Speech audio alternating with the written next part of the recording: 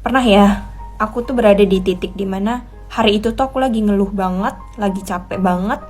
Aku berpikir, kenapa ya aku cuman kayak gini, kenapa ya aku gak bisa kayak mereka, kenapa ya cuman segini. Tiba-tiba di hari yang sama itu juga, aku lagi pergi ke pasar, tiba-tiba aku ngeliat ada seorang bapak-bapak yang udah tua banget. Beliau jadi kuli panggul. Saking itu barangnya berat banget, pundak bapak itu sampai kebungkuk gitu. Dan penghasilan yang beliau dapat itu adalah sekali aku makan dalam sehari. Sedangkan beliau, hasil sekali aku biasa makan itu adalah uang yang dia bagikan untuk keluarganya. Dan itu pekerjaan yang gak tetap. Kalau misalkan hari itu gak ada barang yang harus beliau panggul, ya beliau gak dapat apa-apa. Dan aku yang bahkan gak perlu kerja, bisa makan enak, masih sering ngeluh. Di hari yang sama juga, di perjalanan menuju pulang, aku ketemu ada seorang bapak-bapak yang lagi ngegandeng anaknya yang masih kecil banget sambil ngeborong sokan. Itu bapaknya di tengah hari yang panas hanya beralaskan sendal yang udah tipis banget. Tapi aku perhatiin beliau sama anaknya itu ketawa-ketawa di sepanjang jalan. Padahal hari itu terik banget, kalau aku kena panas segitunya aku bakal bete banget. Tapi bisa-bisanya mereka masih bisa ketawa sumringgan. Entah apa gitu yang mereka ketawain. Mungkin mereka lagi berhayal suatu hari nanti mereka bisa naik mobil yang melintas di depan mereka.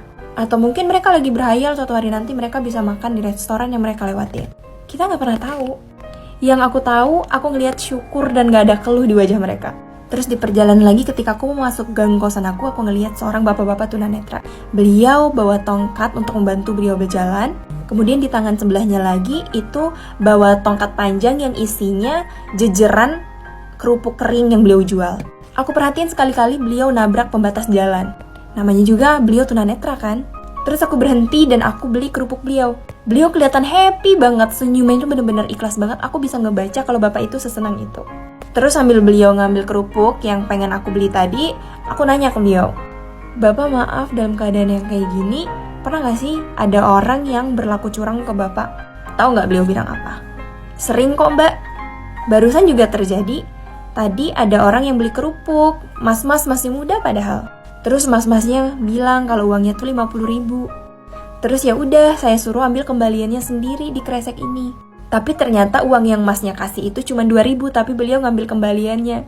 Padahal mbak ya hari ini penghasilan tuh gak seberapa." Aku yang bukan menjadi korbannya aja tuh emosi ngedengernya. Tapi bisa-bisanya beliau masih bilang kayak, "Tapi ya gak apa-apa lah mbak, rezeki itu udah diatur sama Allah.